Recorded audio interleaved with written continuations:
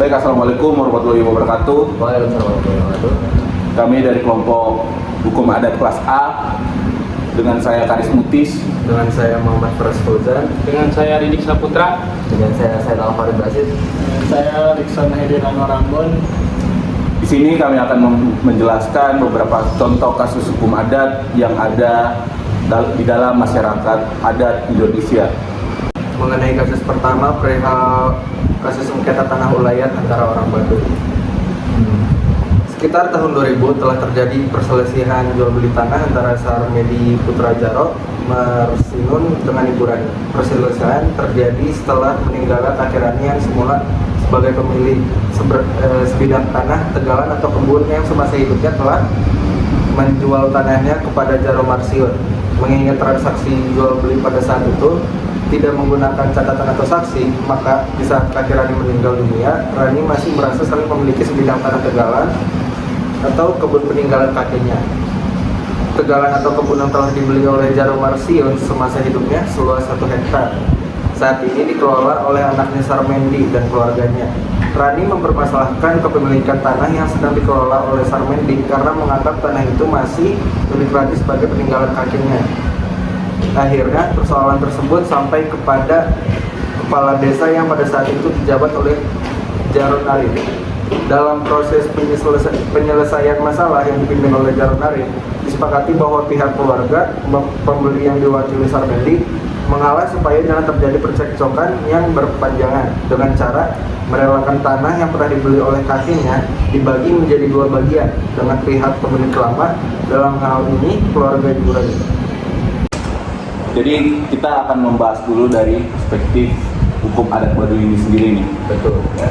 Dari apa yang tadi diceritakan soal permasalahan kasus posisinya, apa sih yang kalian tahu dari hukum adat Baduy itu sendiri dalam hal jual beli ya? Masyarakat Baduy itu memiliki aturannya sendiri kayak gitu. Terus dan disebutnya dalam hukum adat tersebut nggak jual sanda. Untuk lebih lanjut mungkin ada yang ingin menjelaskan. Oh, nggak jual sanda ya? Iya, jadi dari ngejual sanda ini tuh bersifat turun temurun. Jadi kalau misalnya ada jual beli khususnya tanah, istilahnya tadi yang udah disebutkan oleh Faraz mengenai tentang jual belinya itu sifatnya namanya ngejual sanda. Jadi ngejual sanda itu bersifat turun temurun, yang dimana turun temurun itu kalau misalnya ada jual beli khususnya di bidang tanah di Baduy itu harus disaksikan oleh para turun temurunnya, anak-anaknya atau cucu-cucunya begitu. Oh, jadi turun temurunnya ini ibaratkan dia jadi saksi di situ. Jadi saksi, jual beli. Kalau Kalau misalnya yang gue tahu tuh ada istilah namanya carik tuh. Carik tuh kayak gimana sih carik? Jadi tuh kalau carik sendiri itu istilah buat orang yang, jadi awal mulanya dia itu dari orang suku Baduy. Oh. Nah, kan suku Baduy itu mungkin menyadari kelemahan dari transaksi-transaksi sebelumnya terkait jual beli tanah atau apapun itu yang cuma berdasarkan lisan. Akhirnya suku Baduy menyerahkan salah satu orang Baduy itu untuk keluar dari Baduy. Kenapa keluar? Karena dia bisa belajar di luar untuk menghandle atau jadi bagian untuk mengarsipkan surat-surat tentang jual beli tanah. Nah, jadi tuh sekarang Baduy udah lumayan bagus dalam transaksinya. Kenapa? Karena udah ada si carik-carik ini yang udah belajar. Jadi nanti carik ini yang menjadi saksi dan dia juga yang mengurus surat menyurat dan mengarsipkan. Jadi nanti arsip itu di mana sih disimpannya? Arsipnya itu nanti ada di salah satu tempat yang cuma bisa dimasukin sama carik sendiri dan ketua adat dari suku Baduy tersebut. Jadi 2 orang doang yang bisa di sana dan itu berfungsi untuk sebagai arsip adat tersebut. Oh. Jadi nggak bakal ada namanya masalah-masalah lagi nih terkait jual beli karena udah jelas, udah ada arsipannya. Tapi rentan banget nggak sih kalau misalnya kita sesuai dengan perjanjian lisan tuh, ibaratkan rentan ya kayak tadi tuh, kayak kasus yang tadi yang dibacakan bahwa mereka ini akhirnya bersengketa gitu. Bersengketa karena apa? Karena kurangnya alat bukti gitu. Karena ini kan perjanjiannya lisan.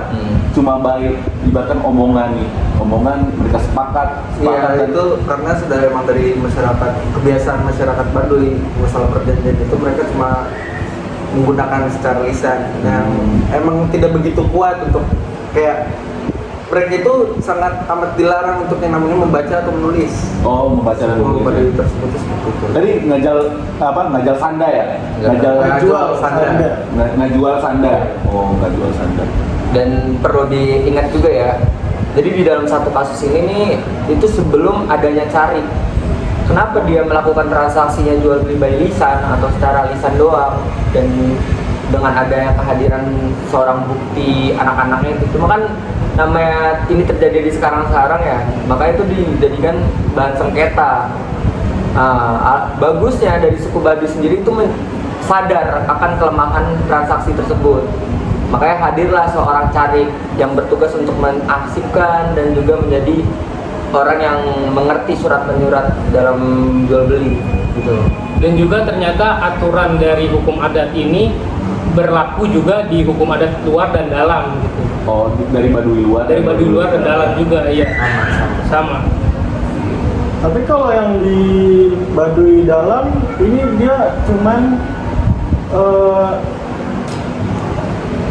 diperjualbelikan hanyalah hak pakai tanah karena hakikatnya tanah tersebut statusnya tanah ulayat. Nah, itu gimana tuh? Itu dia statusnya tanah ulayat, ibaratkan dia itu tanah adat dari Tanah adat. turun. Yang gue tahu yang pakai surat menyurat itu cuma masyarakat Baduy luar. Oh, Baduy luar ya. Karena di Baduy luar itu ada si Carik ini yang dibilang sama si Farid. Oh, berarti carik ini nggak masuk ke Baduy dalam nih? Enggak sih yang gue tahu. Oh. Berbeda ternyata ya. Wah, kalau misalnya dia jual belinya itu tanah ulayat, itu dipastikan bisa saja terjadi sengketa nggak sih kalau misalnya dia memperjualkan tanah ulayat? Karena tanah ulayat itu kan ibaratkan tanah biasanya itu ya, ibaratkan tanah ulayat ini pasti dipergunakan untuk misalnya hutan, kawasan hutan gitu, atau memang mereka mengkhususkan untuk lahan pertaniannya mereka gitu. Iya. Supaya tanah ulayat ini dari tanah ulayat ini menghasilkan ibaratkan bahan-bahan pokok yang digunakan nanti buat masyarakat adat Baduy gitu. Lanjut nih. Nah, kalau berdasarkan perspektif hukum perdata Indonesia nih, gimana nih dari persengketaan hukum ini masyarakat adat Baduy ini? Ya kalau misalkan menurut perspektif perdata Indonesia sih, yang pertama tuh di pasal 1457 yang berbunyi jual beli adalah suatu perjanjian dengan mana pihak yang satu mengikatkan dirinya untuk menyerahkan suatu kebendaan dan pihak lain untuk membayar harga yang telah dijanjikan. Oh, berarti jual beli adalah suatu perjanjian ya, kita bisa kutip itu perjanjian ya kan? Nah, kalau misalnya perjanjian pasti adanya kaitan antara 1320 ya kan? Iya. Saya rasa perjanjian. Nah, itu ada kaitannya dengan pasal 1320. Itu menyatakan bahwa suatu perjanjian adalah sah jika melibatkan kesepakatan para pihak yang memiliki kapasitas hukum, tujuan yang halal, serta bentuk yang sesuai dengan hukum dan peraturan yang berlaku. Namun, dalam kasus ini disebutkan bahwa transaksi jual beli tanah pada saat itu tidak menggunakan catatan atau yang dapat menjadi bukti sah. Oh gitu ya. Kalau misalnya, nah itu kan berdasarkan KUHP tuh. Nah kalau misalnya kita ini karena persengketaan ini atas dasar tanah, jual beli tanah, berarti ini nyambung juga dong dengan Undang-Undang Pokok Agraria ya kan? Ya, itu ada juga RIS di pasal 20 di Undang-Undang PA Pokok Agraria nomor 5 tahun 1960. Jadi harus balik lagi dulu mengenai tentang pemilikan tanah itu diperoleh dari mana. Jadi ternyata ada beberapa nih, perolehan tanah itu bisa didapat dari pemberian, hibah, warisan, terus pengalihan hak lainnya. Seperti itu, Riz. Nah, kalau misalnya dari sengketa tadi nih, dia ibaratkan dia karena perjanjiannya itu secara lisan, berarti ibaratkan yang mengakomodasi perjanjian secara lisan ini ada nggak diatur dalam KUHP Perdata? Kalau setahu gue itu ada di 1866 ya nggak? Apa tuh? Nah, 1866 itu yang menyatakan bahwa jika suatu perjanjian tidak berdasarkan pada bukti tertulis, setiap pihak yang merasa dirugikan dapat membuktikan adanya perjanjian itu dengan segala cara yang sah menurut hukum. Oleh karena itu, tadi kan ini Rani dia kan ibaratkan karena kakeknya tadi ini tanah ini milik kakeknya. Kakeknya, jadi dia beranggapan bahwa itu tanah punya dianya. Iya, punya dia kan. Nah, secara warisan ibaratnya. Secara warisan, padahal udah beli sesuai dengan pokok agraria ya nggak, peralihan tanah tadi secara warisan. Tapi ada siapa tadi? Si Merseime, siapa tadi namanya? Nah itu dia bersengketa juga kan dengan Rani itu, tapi dua-duanya tidak memiliki bukti nih. Yeah. Nah makanya itu tadi gua merentetkan dengan pasal 1866 bahwa kalau jika itu nggak ada bukti, bahwa kedua pihak itu harus membuktikan, baik itu dengan saksi-saksi maupun dengan bukti pembayaran, ya nggak? Ataupun dengan misalnya contoh ini rekaman ketika transaksi itu dilakukan gitu. Nah, ini bisa gue sambungin nih ya. Itu kalau soal perspektif hukum perdata Indonesia kan. Nah, makanya yang tadi yang soal Sejaro ini itu mediasi di luar pengadilan. Oh. Kalau Sejaro ini tuh sebagai dia tuh kayak sebagai ibarat kata sebagai apa sih? Pemimpin desa. Dia gitu. Oh itu juga mediasi juga diatur di dalam Secara 170 ya. alternatifnya Ya, diatur juga di 170 KUA Perdata yang menyatakan bahwa sengketa dapat diselesaikan melalui mediasi jika para pihak sepakat. Mereka sepakat dulu untuk mediasi. Iya. Makanya itu ada Sejaro di situ ya. Baik. Tapi ini dari Farid sendiri mungkin bisa nggak disimpulkan dengan topik kasus pertama kita ini?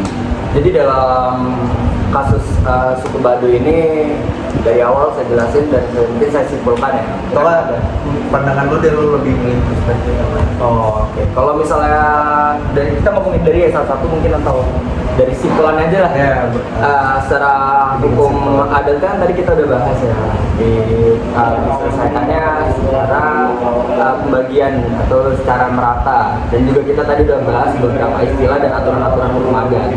Nah, secara hukum perdata Indonesia juga ada beberapa pasal yang mengatur terkait perjanjian jual belinya, syarat sahnya, habis itu mediasinya, dan juga kepemilikan tanah.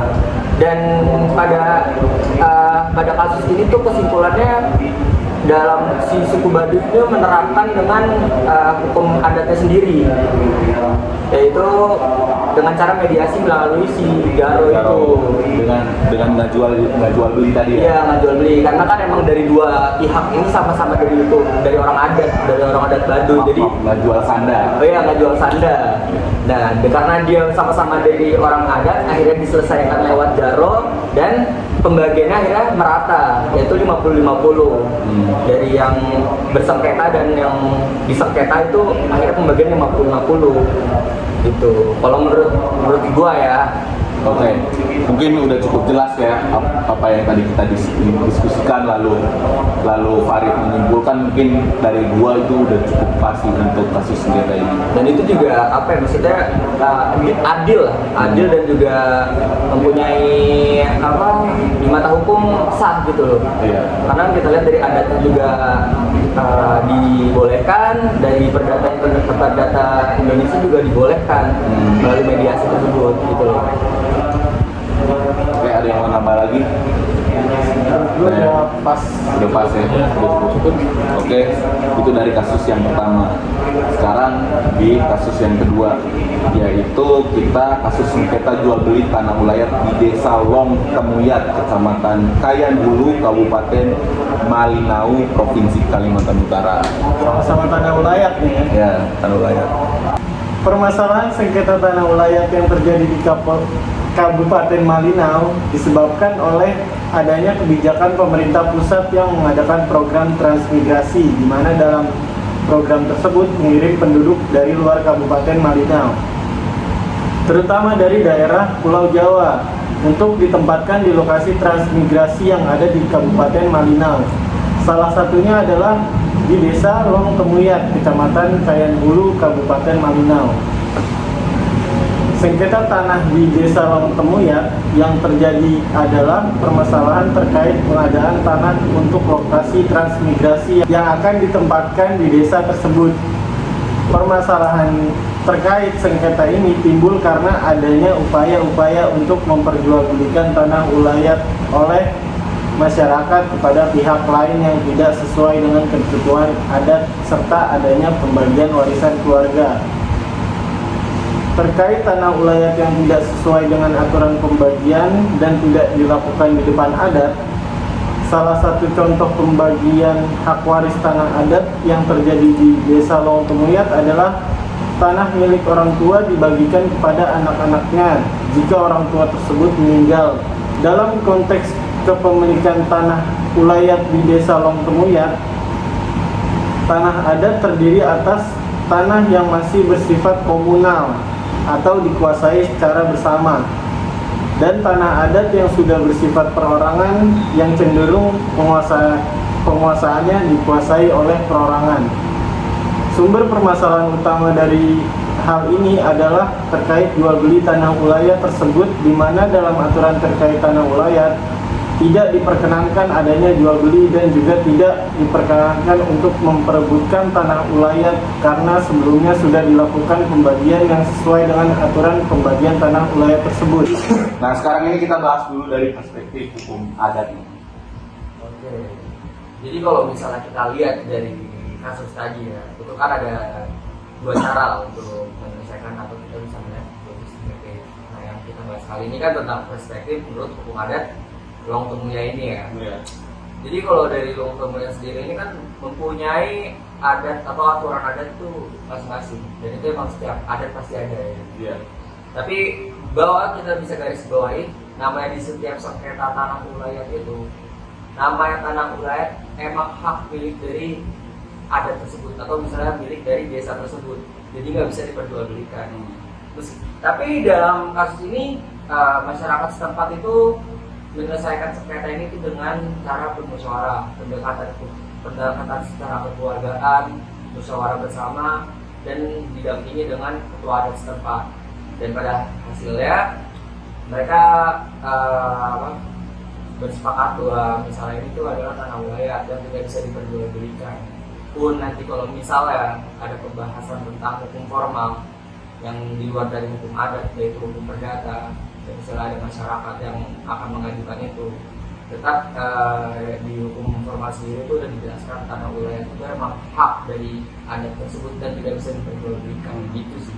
Ini kan tadi dari intisari dan permasalahan ini kan kita lihat bahwa tadi yang dijelaskan sama Farid tadi kan bagaimana penyelesaian sengketa yang ada di sini. Tetapi kita bisa lihat di sini kan seperti tadi kronologi dari kasus tadi ini kan ada di satu pihak ada masyarakat adat, di satu pihak ada masyarakat yang mengikuti kebijakan pemerintah tadi, yaitu dengan kebijakan imigrasi tadi dari luar Kalimantan Utara masuk ke dalam Kalimantan Utara, terutama yang desa Long Temuyat. Nah, dari permasalahan tadi, dari permasalahan tersebut, nah ini tadi kan yang dijelaskan sama Bung Farid kan bagaimana nih masyarakat adat ini ketika imigran itu masuk, mereka memperjualbelikan tanahnya kepada masyarakat yang mengikuti imigrasi tadi. Tadi ada sempat kita diskusi di luar soal tentang bagaimana kebijakan pemerintah mendanai imigrasi.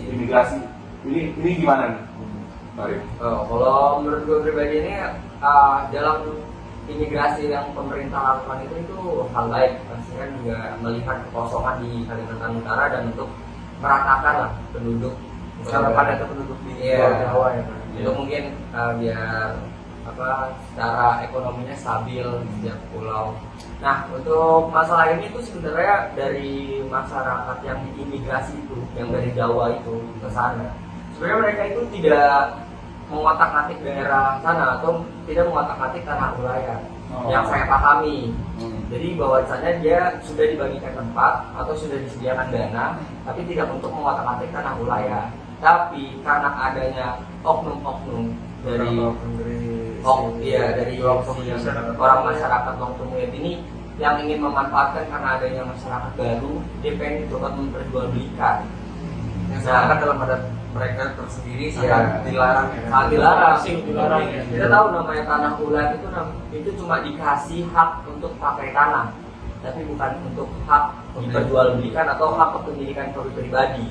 Gitu loh. Dari unsur tadi kan ada tanah yang milik perorangan dan ada tanah milik bersama kalau komunal. Oke. Ya misalnya ketika perselisihan itu terjadi di tanah milik perorangan seperti yang tadi Bu ini Farid ceritakan ya. Ibaratkan ini penyelesaian kasusnya secara kekeluargaan. Gimana nih kalau misalnya tanah ini milik komunal secara bersama-sama? Nah, kalau tuh mungkin apakah kepala desa dari Longtemungiat itu turun tangan dalam menyelesaikan masalah ini atau seperti gimana? Kalau misalnya untuk komunal sendiri ini kan tanah yang milik bersama. Misalnya aja sih kalau menurut gua aja. Iya. Menurut gua pribadi kan komunal itu milik bersama ya. Intinya tetap aja balik lagi ke sebelumnya, ini kan tanah wilayah ya. Yang udah nggak bisa diperjualbelikan, mau mereka udah kayak punya kesepakatan bersama kalau ini tanah boleh dijual, tapi tetap nggak bisa dalam adat mereka ya. Gitu. Ya, aku juga mau menambahkan juga seharusnya kalau misalnya ketua adat itu juga harus mementingkan kepentingan sosial di daerahnya tersebut gitu. Kalau misalnya secara bersama-sama ya harus dilihat lebih untung dijual atau dipakai untuk bersama-sama gitu. Cuman kalau dalam adat Longtemungiat ini kan dilarang ya untuk dikomersilkan, diperjualbelikan. Ya seharusnya kalau memang tidak penting-penting sekali ya seharusnya memang tidak diperjualbelikan gitu. Dan balik lagi sih ya, untuk masalah komunal itu kan namanya di setiap daerah kan pasti ada yang tanah untuk lapangan, tanah untuk sawah yang untuk bersama lah yang dimanfaatkan. Pun kalau nanti ada yang sengketa dari orang luar, menurut saya udah jelas mereka bisa buktikan itu tanah ulayat, ya udah tidak bisa disengketakan oleh masyarakat luar dan tidak bisa diperjualbelikan, sesimpel itu aja. Berarti bisa saja ini ketika ini kan di luar non litigasi tadi atau diurus secara musyawarah. Ketika ini bertentangan sama kebijakan pemerintah tadi, bahkan pemerintah sebenarnya udah menyiapkan lahan ya. Yang pastinya tanah yang disiapkan oleh pemerintah ini bukan tanah wilayah, tetapi di mana pemerintahnya bekerja bersama aparatur daerah tersebut. Ibaratkan mereka melihat tanah ini memang benar-benar murni tanah milik negara begitu, bukan tanah wilayah ya. Maka sehingga ketika orang-orang imigran ini masuk ke dalam Kalimantan Utara, mereka mungkin ingin membeli lebih luas gitu ya. Semakin berjalannya waktu, mereka ibaratkan ada hasrat, ada kebutuhan lebih, mereka ingin beli lagi gitu tempat untuk memperluas daerah-daerah mereka gitu. Gue nangkep untuk masalah itu. Ya, jadi gimana nih kesimpulan secara hukum adatnya nih? Ya, kalau untuk mungkin kalau simpelnya simpel gini ya, untuk masalah tanah ulayat itu pribadi, menurut saya setiap adat kan punya cara masing-masing untuk mengklaim. Dan itu menurut saya kalau emang pun nanti bakal berurusan dengan hukum formil atau hukum perdata, itu pasti ada juga hukum perdata yang melindungi tanah ulayat, yaitu di pasal 16 ayat 1. Itu ntar kita bahas. Ya, nanti kita bahas. Tapi untuk masalah ini yang jelas, kalaupun nanti ada permasalahan sengketa ini, mungkin kalau dengan pemerintah bakal diselesaikan dengan cara musyawarah, dan kalau misalnya tidak bisa ya akhirnya di perdata. Tapi harusnya saling membuktikan aja. Karena kan adat itu menurut saya sih tidak maruk lah dengan tanah lah. Nggak ada ambisi yang terlalu berlebihan. Setidaknya dia udah punya tempatnya sendiri, mereka dihargai, mereka nggak diusik, dan mereka juga nggak memperjualbelikan tanah wilayah tersebut. Jadi seharusnya tidak dijual. Iya, harusnya tidak dijual, dan pemerintah menurut saya menghargai undang-undang tersebut. Karena mereka sendiri kan merasa kalau hukum adat lebih tinggi daripada hukum formal. Iya, betul. Coba sih, mending kita langsung bahas ke Gue bisa nih perdata. nanya dulu, coba boleh nggak? Boleh. Gue mau nanya nih, pertanyaan besar gue dari yang udah dibicarakan tadi banyak hal tuh. Pertanyaan gue, jadi hukum adat di tiap daerah kan berbeda-beda kan? Iya. Berbeda-beda kan di tiap daerah kan? Cuman kenapa pemerintah menempatkan di desa Longtemungiat ini yang dimana adatnya tersebut itu tidak boleh diperjualbelikan gitu? Kenapa tidak ke desa lain yang mungkin bisa lebih renggang lah hukumnya tersebut gitu, supaya tidak terjadi sengketa ke depannya gitu? Ini berarti dari pertanyaan ini juga menjadikan ini sebagai kritikan bagi pemerintah. Iya, bisa jadi. Ya, Betul sih. Pemerintah seharusnya membuat suatu kebijakan yang bijaksana gitu. Iya. Memilih tanah-tanah yang seyogyanya bukan tanah adat atau tanah ulayat. Yang Ini tidak sebenarnya menjadi- pertanyaan untuk pemerintah, bukan Iya, bukan dari iya, sini. itu pertanyaan. Ini kritikan untuk pemerintah. Itu. Karena kita juga nggak punya apa ya, suara lebih lah kalau untuk hal itu ya kan, karena kan mereka yang membuat kebijakan imigrasi Iya. tersebut ke daerah. Tapi menurut saya pribadi, untuk itu kan desa ya, Ya. kita tuh bisa dibilang desa itu mungkin seluas itulah di daerah Kalimantan yang kita tahu juga tanahnya banyak kan. Mungkin pemerintah itu udah menaruh atau udah menyediakan dan nggak mengusik gitu, maksudnya nggak mengusik daerah tanah ulayat. Jadi mungkin ada dari masyarakat tersebut yang ingin menjual Iya. hak tanahnya, Iya. yang sedangkan dalam adat mereka tidak boleh untuk Iya. diperjualbelikan. Mungkin juga Berarti untuk itu oknum segelintir ya? masyarakat Iya, yang mungkin tidak oknum terlalu kali ya. paham mengenai tentang adatnya Iya. sendiri itu ya.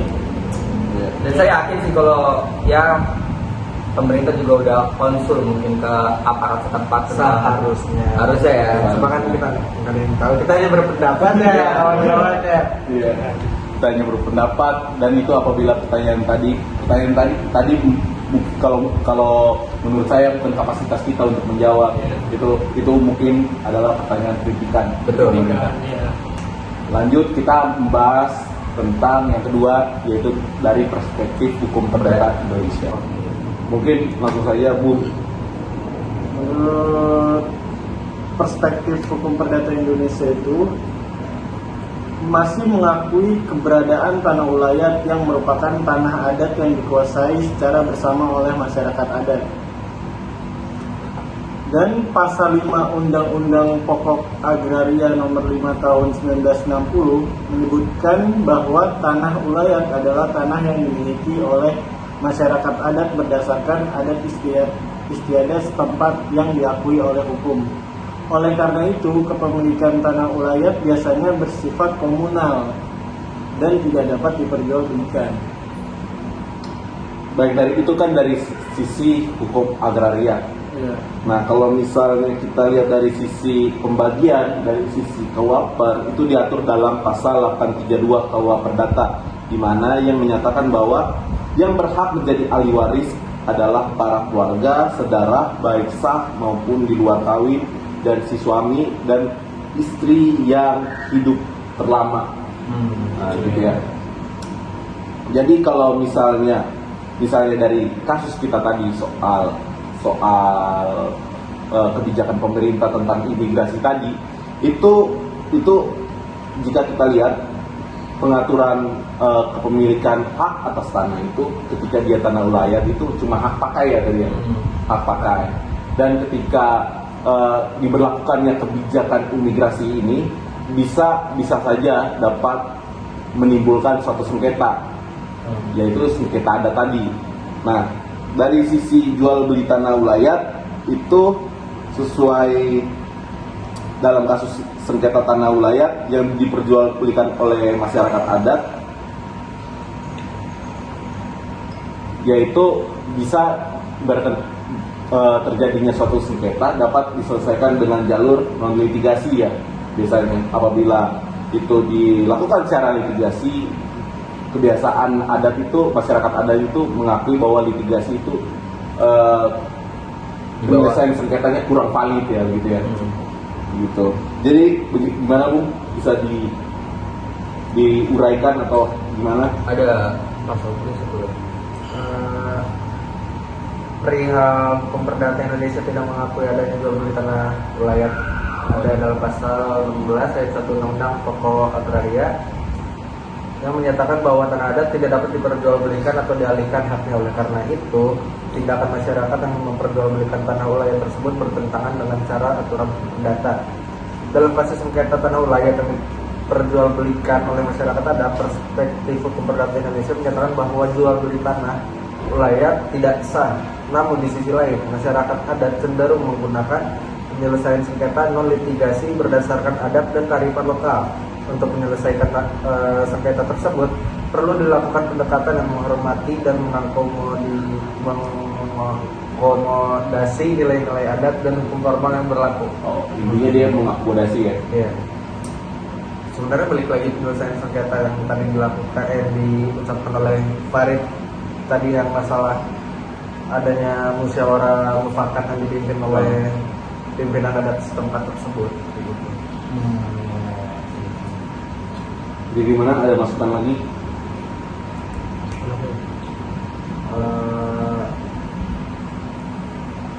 Tapi meskipun demikian, penting untuk diingat bahwa dalam hukum perdata Indonesia, keputusan pengadilan memiliki kekuatan hukum yang mengikat dan dapat memberikan kepastian hukum. Basic itu aja. Oke. Nah, berarti mungkin kalau misalnya kita simpulkan aja kali ya, Bung, ya. Dari sudut pandang kita sih, menurut saya dalam kasus ini sendiri tuh secara adat itu udah jelas bahwasanya tanah sengketa, tanah ulayat itu tidak bisa diperjualbelikan, dan baik siapapun yang mensengketakan tanah tersebut harusnya kalah atau harusnya tidak bisa di hak milik, karena itu kan jelas tanah ulayat ya. Tapi balik lagi, namanya hukum adat itu punya cara penyelesaian masing-masing, yaitu dengan non litigasi. Nah, non litigasi itu ya keputusannya balik lagi tergantung adatnya itu gimana, apakah mereka sepakat untuk melepas atau mereka sepakatnya untuk gimana, atau mereka sepakatnya untuk menahan tanah tersebut. Itu bisa kita, itu hak mereka lah, atau kita juga nggak bisa gimana, tapi secara hukum adat dan secara hukum perdata pun itu emang tidak bisa diperjualbelikan. Dan kita juga kalau melihat dari hukum perdata sendiri ya, tentang penyelesaian sengketa tanah ulayat ini sendiri tuh udah banyak pasal yang mengatur, dari yang kita tadi sebutkan, dan juga ada juga namanya mediasi atau perantara untuk menengahkan, yang itu juga diatur di KUA per 170 kalau nggak salah, itu berhak mereka untuk memediasikan dan mencari jalan keluar. Tapi ya gitu, sesuai yang tadi saya bilang, udah jelas tanah ulayat itu tidak bisa diperjualbelikan, dan ini berlaku di semua hukum adat. Itu sih paling kalau dari saya atau dari kita ya, kesimpulan gitu mungkin ada yang mau nambahkan. Memang ini soal tanah ulayat yang diperjualbelikan mungkin secara garis besar memang nggak bisa ya. Tetapi ada juga yang bisa, seperti kasus kita yang pertama tadi, yaitu menjual sandra. Iya kan tadi udah dibilang sama Farid, itu ada cara penyelesaiannya masing-masing, dengan cara musyawarah Dan harus berarti tinggal dari keputusan. Ya intinya mereka punya caranya masing-masing lah. Iya, betul. Keputusannya terserah mereka mau dilepas atau tidaknya gitu. Tapi kan kalau masalah dari hukum adat itu sendiri memang tidak untuk diperjualbelikan. Iya, gitu. Tidak valid lah pun kalau misalnya ya diperjualbelikan itu tidak valid. Udah jelas di perdata gitu. Ada yang mau kasih masukan lagi? Bung, semuanya? Oke. Mungkin segitu saja dari podcast kami sebagai kelompok hukum adat kelas A. Dengan saya Karis Mutis, dengan saya Muhammad Faras Fauzan, Dengan saya Didik Saputra. Dengan saya Said Alfarid. Dengan saya Alexander Anwar Ambon. sekian dan terima kasih. Wassalamualaikum warahmatullahi wabarakatuh.